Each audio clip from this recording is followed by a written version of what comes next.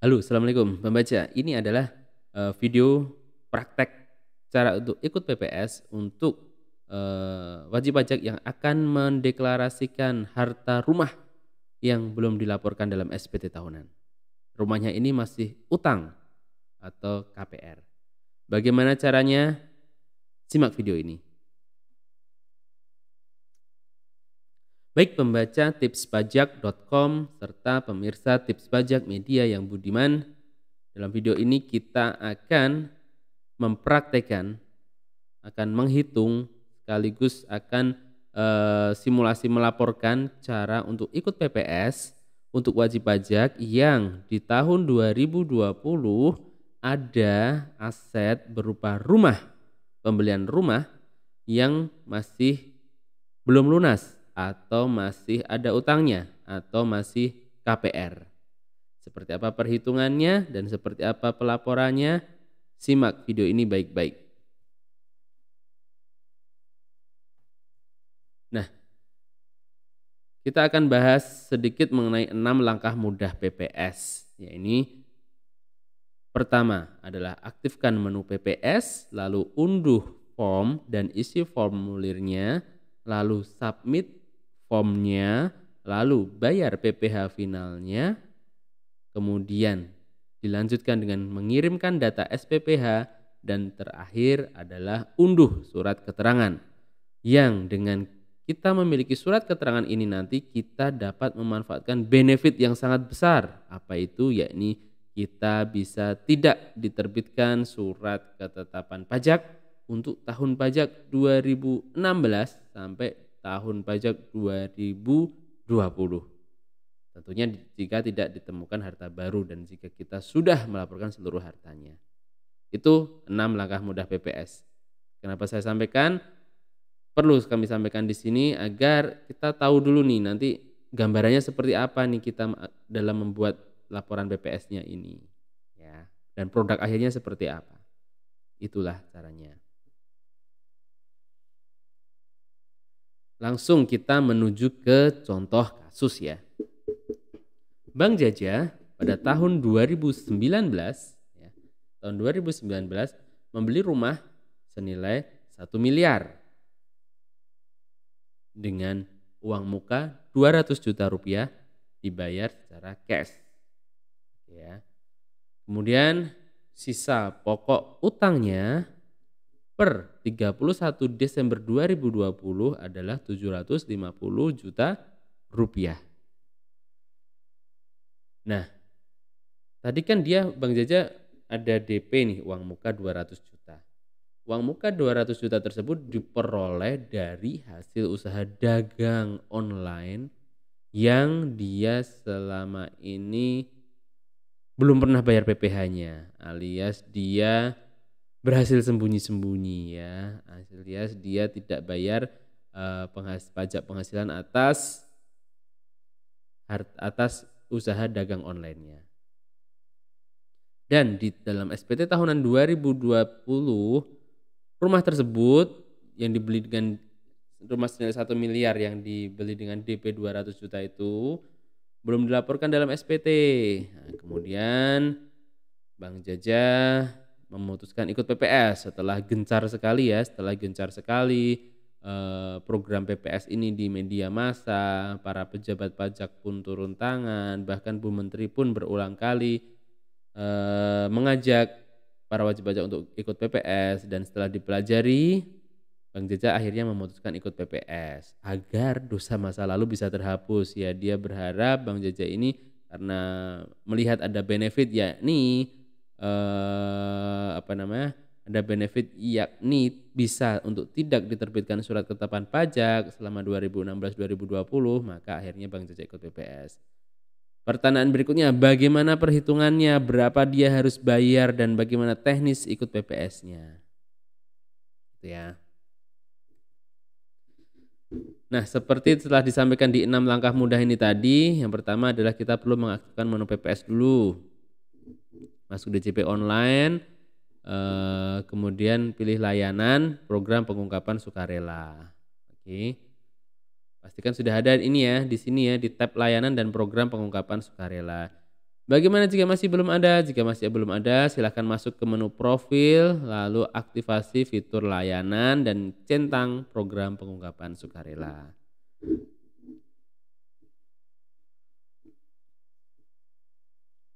Gitu ya. Ada di sini. Kita lanjut. Kita sudah berhasil masuk program pengungkapan sukarela. Tampilannya adalah seperti ini. Kemudian yang perlu kita lakukan, kita klik tab buat laporan, lalu klik kebijakan 2, lalu pemberitahuan karena ini adalah contoh di sini sudah pernah mengikuti pemberitahuan ke-1, maka di sini otomatis akan masuk pemberitahuan kedua. Lalu media token silahkan kirim ke email atau SMS juga boleh, silahkan. Kemudian klik kirim permintaan. Oke, ada pertanyaan. Loh, memang ini pemberitahuan bisa beberapa kali, Bang? Benar, pemberitahuan ini bisa berkali-kali. Contohnya alias dengan bahasa sederhana juga bisa dicicil. Misal nih, oke kita ikut kita tetap kebijakan 2 ya. Kebijakan 1 tuh untuk yang ikut TA dan 2 sebelum 2015 hartanya belum dilaporkan. Untuk kebijakan 2 adalah untuk melaporkan harta yang diperoleh 2016 sampai 2020 yang belum dilaporkan dalam SPT tahunan hartanya ya. Nah, dalam ikut PPS ini kita bisa ikut berkali-kali. Misal, awalnya kita masih ragu nih untuk ikut PPS ya kan, kita laporkan seadanya. Misal kita melaporkan uang tunai misal. Langsung kita bisa ikut PPS dulu. Berikutnya terus lalu kita sudah yakin nih, oh ya udahlah, sepertinya ini benar-benar nih PPS benar-benar menguntungkan kita nih. Berikutnya kita deklarasikan harta berikutnya yang belum kita laporkan. Itu bisa kita untuk namanya pemberitahuan kedua dan seterusnya. Bisa berkali-kali ya. Baik, ini tampilan untuk buat laporan. Berikutnya adalah klik kirim permintaan. Nah, seperti ini ya. Nanti tampilannya adalah seperti ini. Daftar rincian harta bersih dan utang. Oke. Ini adalah saya capture dari pajak ya, dari www.pajak.go.id. Jadi nih untuk PPS kebijakan 2 ini cara hitungnya adalah tarif dikalikan nilai harta bersih. Harta bersih ini adalah harta dikurangi pokok utang. Ini adalah yang paling penting ya. Tadi ada pertanyaan nanti dalam case ini tadi, case Bank Jaja ini tadi, kita kan perlu tahu nih berapa harus bayar PPh-nya ya. Rumusnya adalah seperti ini, tarif kali nilai harta bersih. Tarif nanti akan kita bahas. Kemudian untuk nilai harta bersih ini, ya nilai harta bersih ini adalah harta dikurangi pokok utang. Oke, dalam hal harta utang dalam bentuk falas menggunakan kurs KMK pada akhir tahun pajak 2020. Karena ini rupiah jadi tidak perlu ya. Ini ya, clear ya. Tarif dikalikan nilai harta bersih. Jadi dari rumus ini telah ketahuan bahwa harta bersihnya adalah tadi utang harta pembelian rumahnya 1 miliar. Oke. Nih, 1 miliar dikurangi dengan nih sisa pokok utangnya 750 juta rupiah. Oke, jadi dari sini sudah terlihat bahwa harta bersihnya adalah 1 miliar dikurangi 750 juta. Sama dengan 250 juta ya. Untuk tarif ada beberapa layer ya yang seperti kita ketahui. Yang pertama itu adalah untuk yang jika diinvestasikan ke SBN atau renewable energy itu yang paling murah. Kemudian yang kedua adalah jika sudah di dalam negeri dan dideklarasikan itu adalah 14%. Dan berikutnya adalah untuk deklarasi luar negeri. Seperti itu. Dan kita pakai yang paling sederhana, kita pakai yang 14%. Kenapa 14%? Kita hanya declare saja. Karena tidak kita masukkan ke SBN, ke renewable energy, kita hanya deklarasikan dalam negeri, itu rate-nya untuk kebijakan 2 adalah 14%. Seperti itu ya. Jadi clear, dari sini udah kelihatan bahwa nanti adalah PPh-nya adalah 14% kali 250 juta rupiah. Lalu pedoman nilai harta kebijakan. Nilai nominal untuk kas dan setara kas atau harga perolehan untuk selain kas dan setara kas. Ini tadi kita deklarasikan adalah rumah ya. Rumah artinya selain kas atau setara kas. Dideklar di sini. Jadi harga perolehan. Beda case jika itu adalah nilai misal investasi di saham, di bursa, kemudian ada dan seterusnya, misal deposito gitu kan, itu adalah nilai nominal ketika 31 Desember 2020. Gitu ya. Jadi kesimpulannya nilai hartanya adalah harga perolehan. Jadi 1 miliar itu tadi dalam case ini. Oke ya, clear. Sekarang berikutnya kita akan coba tuangkan di dalam SPH. Daftar rincian harta bersih. Tadi kan kita sampai di sini. Sudah mengaktifkan menu, lalu kita sudah unduh ya. Kemudian kita akan isi formulirnya, kemudian nanti disubmit. Ini sudah klaim permintaan dan berhasil unduh. Tampilannya adalah seperti ini. Selanjutnya mari kita isi. Baik, ini adalah tampilannya, PDF-nya ya. Nah ini PDF dari Acrobat Reader-nya ya, tampilannya seperti ini. Ini kita hanya bisa buka ini dengan file Adobe Acrobat Reader DC 32 bit. Oke, sekali lagi kita hanya bisa membuka file ini dengan aplikasi Adobe Acrobat Reader DC 32 bit. Loh bang, laptop saya, PC saya 64 bit, apakah harus 32 bit? Saran saya gunakan tetap 32 bit. Yang pasti-pasti aja, yang bisa-bisa aja. Meskipun saat ini sepertinya telah dilakukan pengembangan ya, untuk 64 bit juga sudah bisa dibuka. Cuman saya sarankan tetap unduh yang 32 bit saja ya, yang pasti-pasti saja. Nah ini, kemudian kita tuangkan ya, ini tampilan seperti ini 51% ya, kecil sekali. Ayo kita besarkan, kita klik zoom di sini. Nah ini tampilannya seperti ini. Ini adalah dengan NPWP dummy ya. Ayo kita masukkan di sini. Kita pilih nama harta. Nama hartanya adalah, karena rumah ini tanah dan atau bangunan untuk tempat tinggal. Ya ini kan kepotong. Kalau mau melihat ditunjuk di sini aja. Ini nanti kelihatan. Ya, kelihatan ini. Nah, tanah dan atau bangunan untuk tempat tinggal. Pilih ya di sini. Lalu tahun perolehan, ini tadi case-nya 2019. Alamat misal Magelang, atas namanya adalah Bank Jaja. Ketikkan NPWP-nya dengan NPWP Anda. Oke. Nah, jenis dokumen. Oke, jenis dokumen kita lihat. Kalau untuk harta ini jenis dokumennya apa? Mari kita lihat sebentar.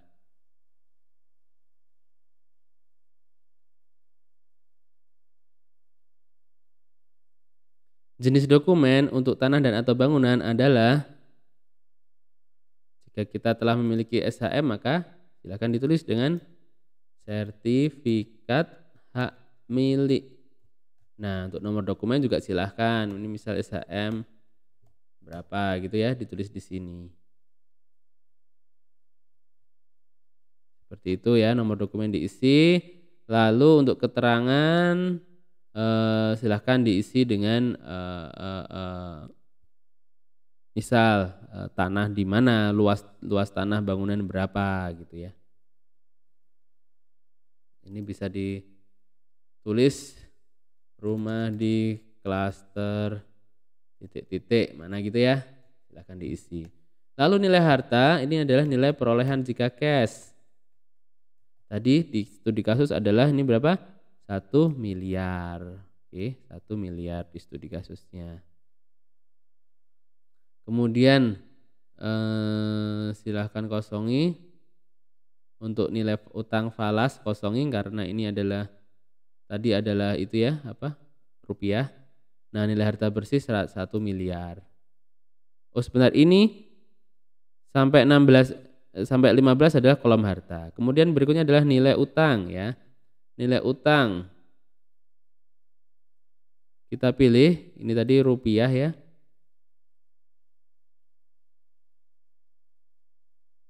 Maaf, nilai utang adalah rupiah. Nilai utang saldo adalah saldo utang pokok ya, sisa utang pokok per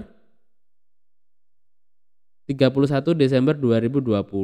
Dalam case ini tadi adalah 750 juta. Oke. Jadi nilai harta bersihnya adalah 250 juta rupiah. Itu ya. Jelas? Berikutnya kolom 21, 22 dan 23 ini ya. 21, 22 dan 23 ini jika dijumlah harus sama dengan kolom 20. Artinya ini peruntukannya dia di kantor pajak menanyakan, ini yang dideklarasikan ini akan you investasikan atau dideklarasikan luar negeri atau non investasi. Nah, silakan ditulis di sini yang dideklarasikan atau tidak. Jadi jika ini kita hanya deklarasikan, maka kita tulis di sini 250 juta. Nah, angka ini otomatis akan nanti memilih tarifnya, akan terpilih tarifnya. Di mana? Di sini. Di klik selanjutnya ini nanti akan muncul tarifnya berapa. Namun sebelumnya kita kecilkan lagi. Ini yang atas ini adalah rincian harta bersih ya. Nah, yang bawah ini adalah rincian utangnya di mana, rincian utangnya. Nah, daftar utangnya. Ini nomor kolom ada 24, lanjutannya dari kolom di atas ini 23 ya. Jadi ini adalah yang bawah ini rincian utangnya. Yuk kita isi. Jika di sini Anda mau ada nilai utang di sini, maka harus dideklarasikan di sini. Nah, daftar utang harus ditulis di sini ya, tambah. Nah, kode utang ada apa aja? Yang pertama 101 utang bank, lembaga keuangan bukan bank, kartu kredit, utang afiliasi dan utang lainnya. Karena ini adalah utang bank, maka dipilih utang bank ya. Nomor urut terkait harta diisi dengan yang atas ini. Ini utang atas harta nomor berapa? Karena ini hanya satu, ini nomor urutnya adalah nomor 1. Berarti ditulis nomor 1. Oke, nomor 1. Jelas ya? Tahun pinjam, ini tadi beli 2019, pinjam juga 2019. Nah, nilai pokok utang akhir tahun pajak adalah 750 juta rupiah. Tadi dideklarasikan seperti itu ya. Seperti contohnya tadi.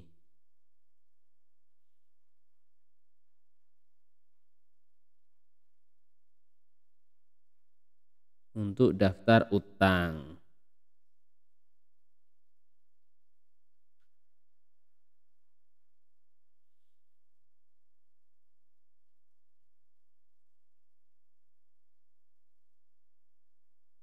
Lokasi pemberi utang.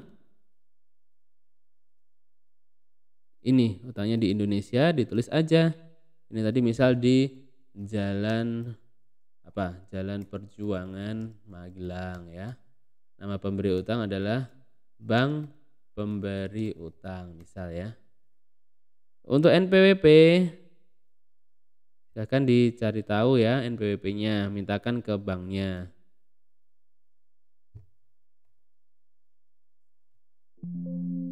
Dan NPWP harus 15 digit.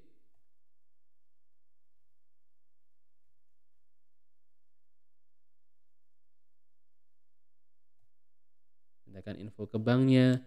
Dokumen pendukung adalah misal akad utang. Bentuk agunan yang diberikan tadi adalah sertifikat ya. sertifikat hak milik, tenor utang misal 15 tahun, keterangan silahkan diisi. Utang KPR misal gitu ya, atas rumah di klaster titik-titik. Seperti itu ya. Oke. Berikutnya kita bisa akan klik selanjutnya.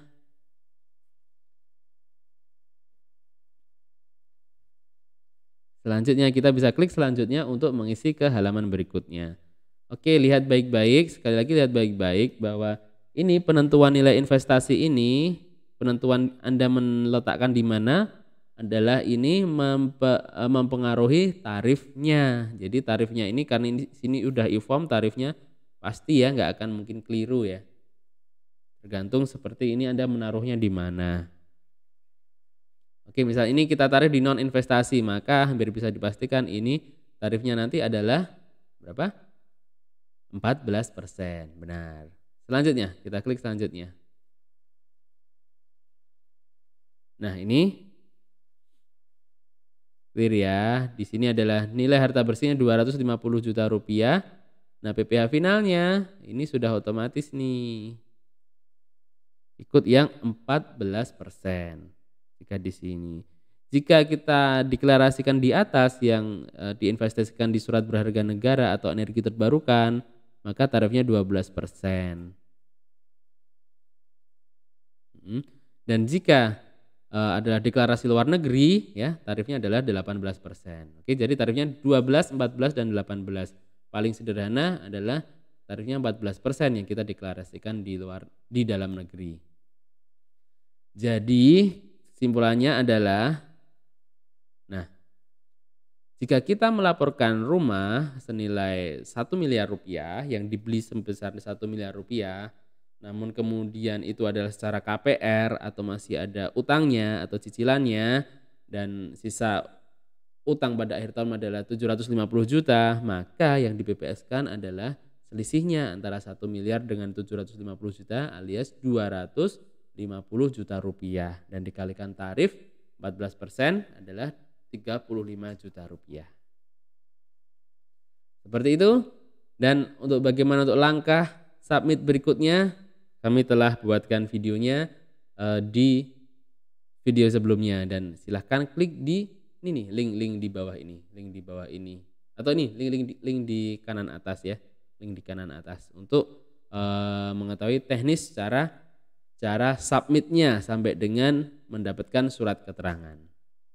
Oke, sekali lagi dalam video ini kita sampai dengan mengisi formulir, kemudian mengetahui berapa PPh final yang harus dibayar. Nah, berikutnya untuk pembayaran PPh-nya telah kami buatkan videonya. Kemudian untuk bagaimana submitnya dan sampai dengan mengunduh surat keterangannya sudah kami buatkan videonya, ada di link di kanan atas ini. Seperti itu, sampai jumpa, semoga bermanfaat.